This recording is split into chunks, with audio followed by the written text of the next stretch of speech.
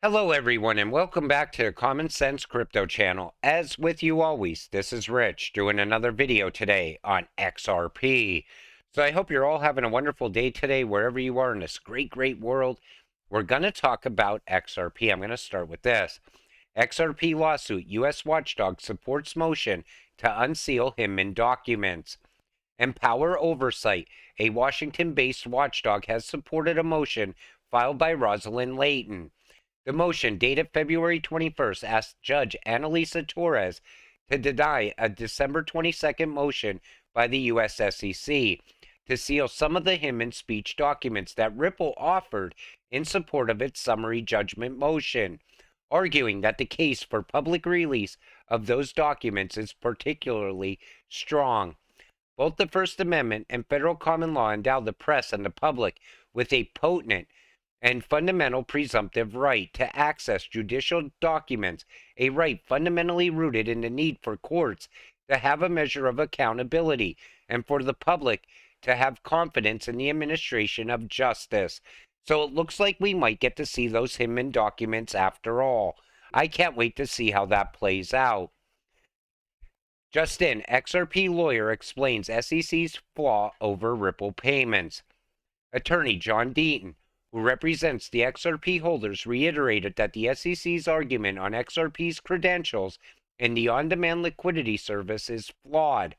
Responding to this mention in the SEC Doebert motion, Deaton found fault with calling XRP holders as underwriters. The SEC motion said that users of XRP on-demand liquidity service were acting as underwriters as they immediately resold XRP into public markets.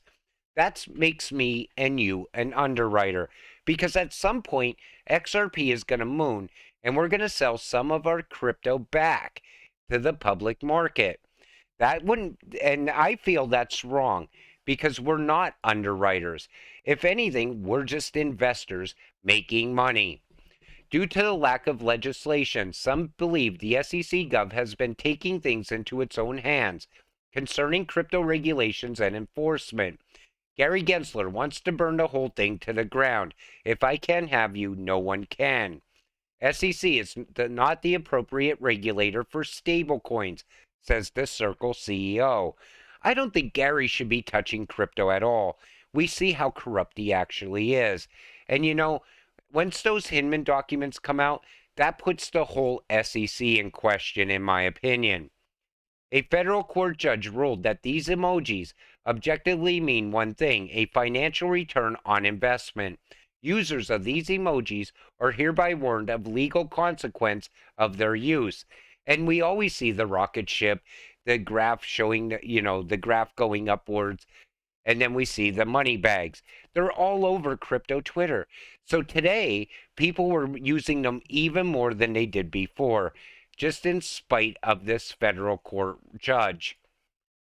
Here's how David Schwartz was hiring as the lead software engineer. So in a recent tweet, Ripple CTO David Schwartz shared the email exchange that ultimately led to him being hired by Jed McCaleb, co-founder of Ripple and Stellar. The architect behind the XRP ledger published the email on February 24th on his Twitter profile. The email, dated September 17, 2011, is a job application for the position of lead software engineer. In the email, Schwartz expressed his interest in the position and highlights his expertise in cryptocurrencies and decades of development experience. He also mentions his involvement in the Bitcoin community and his work on a Bitcoin successor. In another tweet, Schwartz said the project would have been closest to Filecoin, which is a decentralized storage network. However, he noted that the idea was in very early conceptual stages back then. McCaleb responded to the email the following day, expressing his interest in meeting Schwartz to discuss the position further. Yes, I've seen your post on the forum. Your resume looks perfect for the job. We'd like to meet you and talk about it more. Do you ever come to the Bay Area? He wrote. The exchange, which took place in September of 2011, ultimately led to Schwartz being hired as the lead software engineer for Ripple. He would later be promoted to chief cryptographer, and eventually CTO. I just thought I would share that with you because it shows you how David got to where he is today.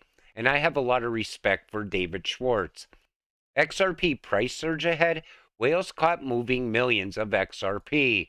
You know, we see this all the time. A lot of people feel that the whales know something we don't know, and that maybe, possibly, this could be the end of the lawsuit against Ripple. But a lot of XRP has been on the move lately, and the market is starting to change as well. Even Bitcoin's getting some momentum. Republican Congressman Tom Emmer introduces bill to ban Fed CBDC. On February 22nd, Republican Congressman Tom Emmer of the U.S. House of Representatives introduced a bill to ban the Federal Reserve from issuing a central bank digital currency. The CBDC Anti-Surveillance State Act aims to protect the financial privacy of American citizens by prohibiting the creation of a CBDC by the Fed without prior review and approval from Congress. Emmer argued that creating a CBDC could negatively impact financial privacy and individual freedom, as authorities and regulatory entities could use it as a tool to track and control citizens' spending. It's nice to see that they're trying to get something put in place ahead of a CBDC. We know that a CBDC eventually will roll out. I still believe they're going to create an emergency situation where they have to put it in place without a vote. Maxine Waters is calling on all U.S. regulators to come together and put a spotlight on the crypto industry. So keep an eye out, as we might see more restrictions and regulations coming soon. Now, Maxine Waters is another person that should not be talking about crypto, period. Look at her ties to Sam Bankman-Fried and how she coddles him like he's not a criminal. U.S. Senator Elizabeth Warren leads the charge to learn more about crypto mining, energy usage, regulation incoming. And I feel that they're going to try to regulate Bitcoin mining out of the U.S. They don't want it here. And as we move into the future, anything that's not green, they're going to come up with a way to crush it. Everything is moving in that direction. Elizabeth Warren, captain of the anti-crypto army in the Senate. And again, she's always taking charge around crypto, but then she ties it to anti-money laundering laws. And she's worried about us paying our fair share in taxes. She wants to know how much crypto we're holding in cold storage. This lady wants me and you out of crypto. If she had her way, she would have already got rid of all the retail investors. She only cares about herself and the big banks. The head of the BIS has just said that crypto has lost the battle against fiat currency. This guy's a complete joke. Let me tell you something. Crypto is here for the future. Fiat, however, is dying. The US dollar is going to die eventually. It's just a matter of time. There's nothing holding it up at this point. It's backed by empty promises and a ton of debt. And I don't understand why he said that, because he's always talking about XRP and XLM in the past. There's going to be a liquidity crisis. The banks are first going to solve it using OLA, Orderly Liquidation Authority, in the form of bail-ins. And then ODL, on-demand liquidity, in the form of Ripple XRP, Bank of International Settlements. Now, bail-ins are something I'm worried about, because I believe it's going to swallow a lot of people's wealth when it happens, because a lot of people don't even know it's coming yet. As far as that liquidity crisis, I believe that's going to happen globally all at once, and all of a sudden they're going to have to usher in XRP. I believe they're pushing everything in that direction on purpose. Federal Reserve increases focus on crypto, alerts banks to liquidity crisis. Now, I read through this a few times. Certain sources of funding from crypto asset-related entities may pose heightened liquidity risks to banking organizations due to the unpredictability of the scale and timing of deposit inflows and outflows, the statement said. I think they're also worried about when crypto finally does take off, some people will sell some of their crypto. The money will end up in the bank, and then they'll go withdraw it from the bank, causing a liquidity crisis that way also.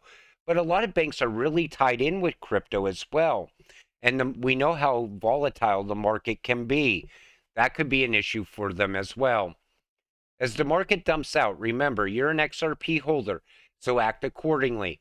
Do nothing, stay patient, and continue to wait for the phoenix to rise from the ashes. You know, there's times when crypto looks like it's at its absolute worst, but you're a crypto investor. You held through 2022. You can hold through anything at this point. You're going to make it to the finish line.